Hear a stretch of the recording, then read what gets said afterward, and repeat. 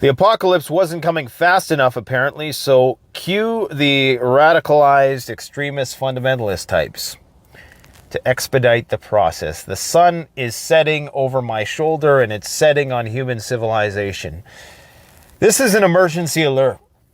24 hours ago, I notified you that Hamas was calling for a worldwide uprising, a show of solidarity with the plight of the Palestinians in the Gaza Strip, who are currently being bombarded by Israel, in response, of course, to the heinous atrocities that we witnessed over the weekend. Now, the mainstream media caught wind of this global call to arms, essentially, and they're actually calling for surrounding Muslim countries to invade at that time. This is a literal call to arms, a call to every Muslim nation surrounding Israel to descend upon the border this Friday, which I guess will be our Thursday here in Canada. The mainstream media finally caught wind of this, and the politicians who find it politically useful to stifle dissent in whatever ways they deem fit have caught wind of this, but there's one other dot they're failing to connect, guys, and that this is going to coincide with the full-scale invasion of the Gaza Strip. Right now, you have hundreds of thousands of Israeli soldiers on the periphery of the Gaza Strip ready to descend and lay that place to waste. Okay, there are 2.3 million people there right now, and there's nothing Hamas wants more than for Israel to go ham in the Gaza Strip. This is what they want. Okay, and this is what a lot of people want. This is what Lindsey Graham's stock portfolio wants.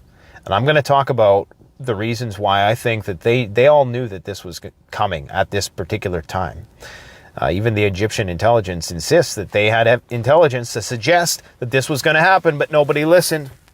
And of course, now you can't criticize anything, right? You can't criticize anything Israel does or the American government. Now that's just taboo.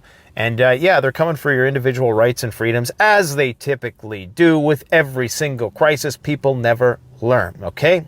But this is going to coincide with the complete destruction of the Gaza Strip, and that's exactly what they want. And I would caution people, in the coming days and weeks ahead, if you're in a public place, if you're on a busy street and there's lots of people walking and there's none of those protective barriers on the road, we could very well see sleeper cells get activated. We could see the radicalization on a scale we've never before seen. There's no doubt that the Middle East is going to descend into total violence, especially in places where they have Western vassal states, these puppet dictators in there. Their populations are already calling for action as a response to the indiscriminate bombardment on the part of Israel in terms of what's happening in the Gaza Strip. Now, I'm not making any value judgments today. I'm just telling you what it's like. Okay, I'm telling you how it is. There's already been well over 1,000 airstrikes into Gaza Strip. And that has likely created untold levels of collateral damage and violence and a disproportionate response, as it typically is. It's usually a 10-to-1 kill ratio for the Israelis, okay? It is what it is. Again, this is not a value judgment, but I'm telling you right now, that's exactly what they want. Right now, there's no food, there's no water, there's no electricity. The humanitarian corridors, there is none. In fact, the supply train the supply convoys, Israel has threatened to destroy them. Okay, and that's coming from Egypt and from Jordan. Again, I'm not making value judgments. I'm telling you what the outcome of this is going to be. There's nothing Hamas wants more than this. They want every possible international law, every humanitarian law to be violated. They want war crimes galore so they can justify this global Islamic uprising, okay? And understand that there's zealots on both sides of this debate. They're fanatics. They're all fanatics as far as I can tell. Religious people in general, the baseline average religious person, I love religious people. I truly do. I just think, the upstanding people, they go to church and this and that. I'm not talking about that. I'm talking about the ideological hardline extremists who bring geopolitics into the mix, and they got to go to this place and they got to do this and that. It's there's some in each religion, these fanatics that are bringing us to the brink of nuclear Armageddon. Like I said, the apocalypse wasn't coming fast enough. It's a much more volatile situation when you have religion involved. You see, with the Russians and Ukrainians and NATO and the United States, there's a little bit of rationality there.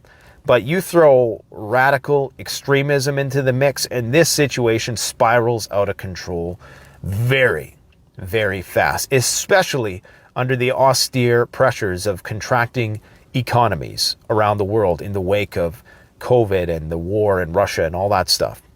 So I do foresee the situation getting wildly out of control. I would caution anybody, if you're in a public space this weekend and beyond, you need to be extremely situationally aware. I'm not saying you got to be paranoid. I'm just saying watch out, because we're likely going to see the activation of some sleeper cells. We're going to see more crazed incidents, more, trucks plowing through cars, crowds, and just, the most atrocious things that you can imagine. We're going to see it. And when the videos start to come out of children, Palestinian children, okay, being blown apart, and when they start doing that whole atrocity bait on Twitter and other various social media platforms, that's when the situation is just going to spiral out of control. Now, they knew this was coming. They knew this was coming. I mean, we all knew that the Israeli-Palestine situation had to culminate at some point. I mean, you look at the map and the shrinking geography of Palestine, it was only a matter of time. Okay, it was only a matter of time before something had to happen, before it had to go to its climax. And this is what that is. And I'm really not sure where the allegiances lie in the region. Right now, you have 2 divisions of Egyptian troops near the border with Israel. Are they there to make sure that the flow of traffic is well maintained, or are they there to invade Israel? You just never know at this point in time in Israel. This is why they're calling in all the aircraft carriers. Case in point, isn't it interesting how the pre-positioning of all this military equipment started earlier in the year? And this is what I'm saying. They knew that shit was about to pop off, okay? And it's almost like they've been stoking, they've been pushing. Both sides are wanting more. Both sides, the upper echelons, benefit from extremism. Hamas benefits. Hamas wants the wholesale destruction of the Gaza Strip, I do believe. Because then what happens is this wakes up the sleeping giant that is the 2 billion strong Muslim world. Be it Sunnis, Shiites, it won't matter. Okay, it's not going to matter. This could very well unify the Muslim world, and that's when things get nuclear in the Middle East, because Israel's left with no choice. They know they cannot conventionally defeat all of those forces. You have the Americans in there with their aircraft carriers. I mean, who knows how long those would even last with a shooting match with Iran, who has very sophisticated rockets, long-range missile systems, torpedoes, the whole 9 yards. And then you have the Russians who have their back. So this is a much more volatile situation than Ukraine and Russia. The only thing that makes it different is there's not as many nuclear weapons. It's not necessarily a mutually assured destruction scenario for the world, or at least there's going to be a bit of lag, okay? But I do think that after this weekend, when we see the results of this invasion of the Gaza Strip, which I presume is coming soon because they're mobilizing in and around that region, I presume that that's when people are going to just start losing their minds. You already have Canadian politicians and UK politicians calling for the banning of Palestinian flags. And all I'm going to say, no matter what side you are on, because I see many people who are on the other side of that barrel, okay, that gun, for the last 3 years, they've already forgotten what the grand master plan is, the draconian crackdown. Remember when you didn't want to get the intervention, what they said about you. Remember when you didn't agree with the war, what they said. Just be careful what you wish for, is all I'm going to say. Because there's going to be protests, there's going to be extremist acts, and again, the government, they love a good extremist act, which will give them the license they need to crack down on civil rights and freedoms even more. Okay? There's going to be some incident, and they're going to, they're going to say, oh, this is why we need to regulate guns more, or something like that. There's going to be somebody do some crazy shit as a result of this. Because when the photos and the videos come out of what they're going to do to the Gaza Strip, the Muslim world is going to lose its mind. And that whole situation, that powder keg, is going to explode. You had the prepositioning of troops in the Persian Gulf, aircraft carriers. Conveniently, this Gerald R4, this new, the largest aircraft carrier in the world, just happened to be down the street from all of this, is now parked right outside of Israel. And they're calling in another one. You don't bring in aircraft carriers for the Gaza Strip. You anticipate a full-scale war. And these surrounding regions, be it Hezbollah, be it the Iranians, the Yemenis, various factions in Iraq, who knows if Al-Qaeda and ISIS are going to play into this somehow. I mean, the whole thing could just blow at any moment. So watch out. Watch your back is all I'm going to say. Be very, very careful from this point forward, because it seems as though, and that's not the only indicator. I mean, you had the price of oil spike over the last few months. It went up like 25, 30%. And now it's kind of plateauing after the events have happened, which makes you think, did somebody price this in, right?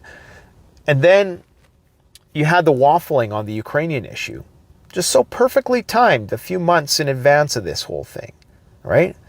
You had that situation with Elon Musk, with the ADL on Twitter, like that just kind of came out of nowhere. Like, was there a big problem?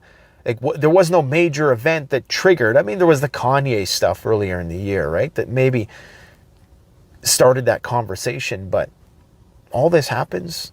And then you had the constant provocations by settlers in Israel towards the Palestinians in the run-up to this. You had lots of domestic unrest. Now Netanyahu, who many Israelis do not like because of all the judicial reform stuff, is now, he has a blank check to do whatever he wants. And I'm a person who, I think I have a good sense for body language. And there was something about his reaction to this whole thing. He just seemed a little bit too, I don't want to say excited, but just the alacrity he demonstrated to get going on things just didn't sit right with me, okay? Be careful with atrocity bait. A death is a death. Suffering is suffering, in my personal opinion. The atrocities committed in Israel were heinous. I can't watch it. I can't watch that stuff. I can't watch the stuff of the Palestinian kids being pulled out of the rubble. I can't watch it, man. Because it is, I know we need to understand what's going on. We can't be viscerally detached from that. We need to understand. But on all sides, there's extremism on all sides. And the more Israel is disproportionate in their response, the more freedom fighters they're going to create. That's exactly what Hamas wants. They want them to go in there and commit so many violations, so many breaches of international law. That's exactly what they're hoping for, because that's going to awaken the Muslim world, and it's going to radicalize people across the map. It's going to cause global chaos. And don't forget, we still have a nuclear war pending with Russia, right? We still have climate chaos around the world unfolding day after day after day. We still have this looming financial crisis. Now, I just wanted to cover that in particular today, because I do believe, and the Egyptian government believes, because they were trying to notify the Israelis, that somebody knew this stuff was coming. And I'm just going to just watch what they do with this crisis, okay? And you'll notice that everybody's divided now, right? It's now either you're a political Zionist or you're not, or you're, that's the new divide between, it's no longer Ukraine, Russia, and you're seeing all these overlapping, these Venn diagrams of I'm a little bit of this, a little bit of that. Now everybody's divided once again. There was this, we were starting to kind of get unified and be able to make some moves, and now Robert F. Kennedy is running as an independent, and this is all, to me it just seems like classic playbook stuff. But we got just a few data points of the news for you to consider today. U.S. Army Screaming Eagles set to bolster forces in Jordan amid regional tensions.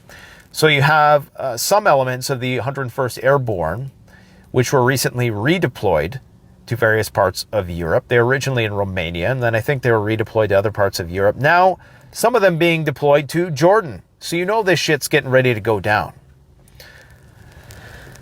The USS Dwight Eisenhower Carrier Strike Group will be deployed to the Eastern Mediterranean. Lindsey Graham has declared a holy war.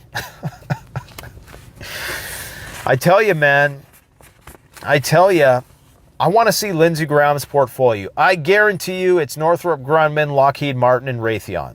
Like, that's 90% of his portfolio. All military industrially complex stocks. That's what he's going for. We got the entire West Bank under lockdown. Okay? Understandably so. The shit is going down in Israel. I was talking to a guy there yesterday, and yeah, sirens are going off, and everybody there knows somebody who was taken out. There's people who are still missing. So it's a terrible situation.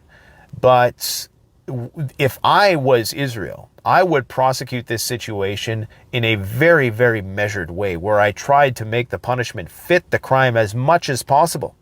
I would show sympathy. I would make humanitarian corridors, because if you don't, you may have a short-term win, but it's going to be long-term pain.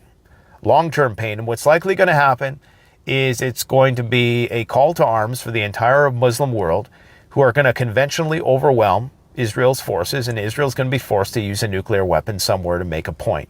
And when that happens, we learn whether or not Iran has nuclear weapons. We learn whether or not Pakistan is going to come to their back. Because yes, there is nuclear armed nations. One of them is Pakistan.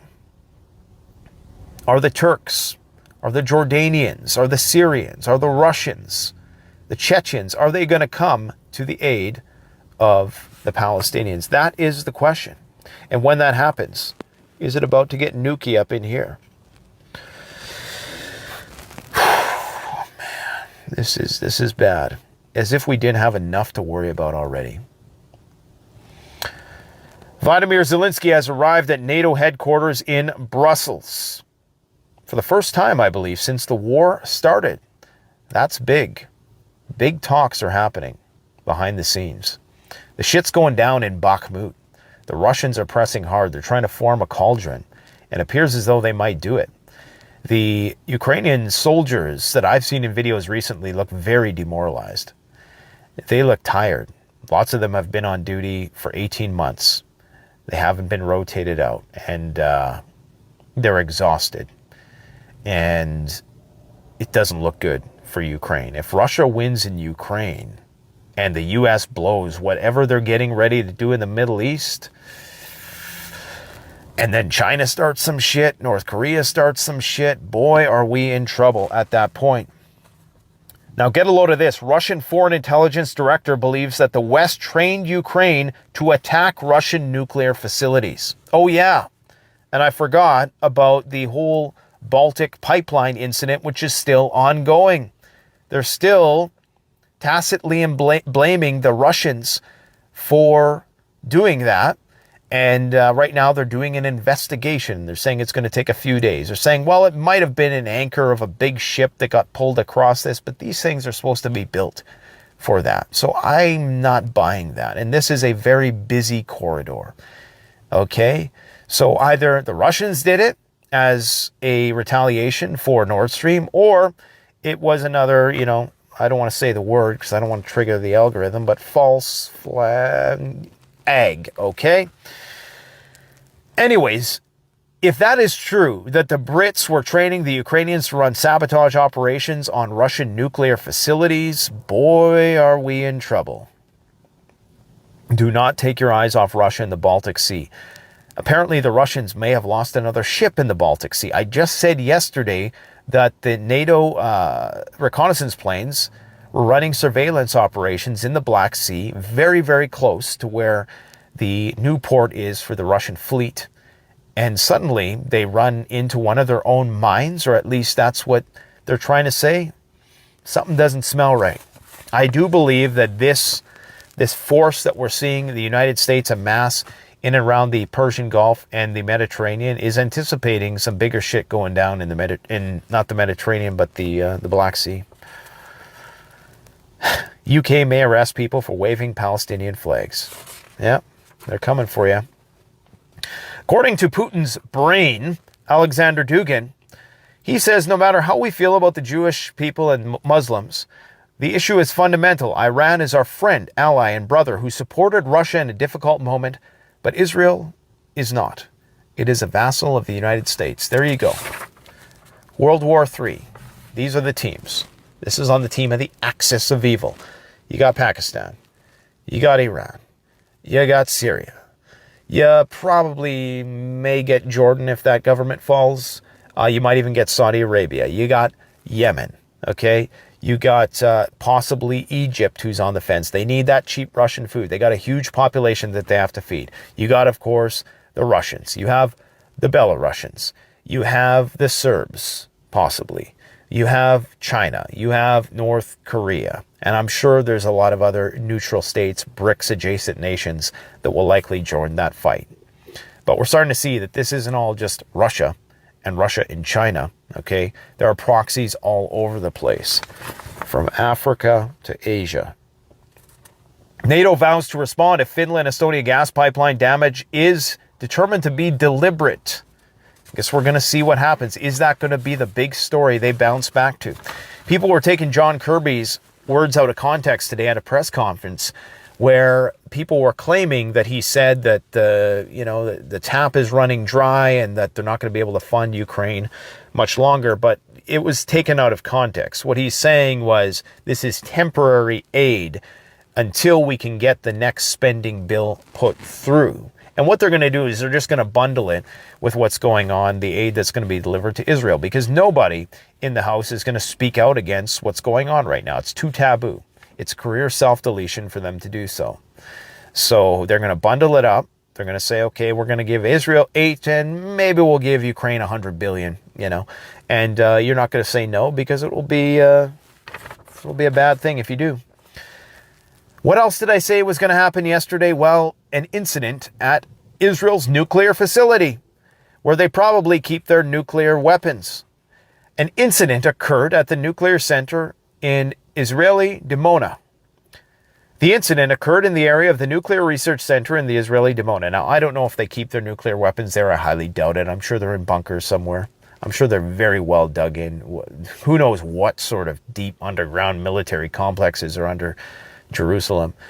A security-related incident occurred at a facility in Dimona in southern Israel. Details of the incident are not yet clear. Apparently, there was some kind of gunfire around there, all right? On the morning of October 7th, Israel is subjected to an unprecedented rocket attack from Gaza after massive shelling Hamas fired entered the border, blah, blah, blah, blah. The military wing of the Palestinian movement announced Operation Al-Aqsa Flood in response to the IDF announced the Operation Iron Swords in the Gaza Strip, blah, blah, blah. Let's get to the point here. I guess it's not bright out anymore. They don't really provide any more details for this. I got to put these back on. Jeez, you get used to that. Anyways, guys, get ready. I was going to go as so far to encourage people to get bulletproof vests because, especially if you live in a Canadian province that is permissive of that, you can get these bulletproof inserts for your kids' backpacks. And I know this sounds crazy, man, but I do believe that we're going to see some extremist acts, unfortunately. And the only people who benefit from that in the end, it's not the fanatics. It's the government who benefits because then they can bring in more laws, bring in more reasons for you to have less rights. But body armor, if you can legally, we can't do it here in Canada, but if you can legally conceal carry, just watch your six, man, because, this shit could pop off. And it would be a good segue into the apocalypse to have civil unrest first. Like you'd almost think that before the mushroom clouds come, there'd be riots in the streets and people losing their frickin' minds. And again, the economic pressure that everybody is under right now, doesn't make the situation better. It only increases the likelihood. And when you have a group of people like the Palestinians who spend the majority of their lives, you got to understand the perspective of, like, we think about North Koreans, okay? Think about the mindset of a North Korean completely disconnected from the world, from the internet. Now, you have the Palestinians who are connected to that internet. Not so much the people in the West Bank. They can kind of travel a bit more, and the Gazans can travel as well, but it's very, very difficult. It's very unlikely that most of the people there have ever been outside of those gates. And they have the internet. They see the world, okay, but they cannot access it. They have no opportunities. And what are you going to do all day if you have no opportunities? You're going to plot against the prison guards. And that's exactly what has happened. And this is really the final act. Not to get prophetic on you guys, but according to Mr. Rafi Farber, who little did I know, he knew a lot about this biblical prophecy and the Torah and all this stuff. We're going to release a video in the next couple days here. Well, he tells me that we got about 4 or 5 months left until this culmination to this end times prophecy. And he's not somebody who's like, okay, this is going to happen. It's not a hill he's going to die on, but he just, you know, floats it out there as an interesting anecdote, I guess, for you to consider.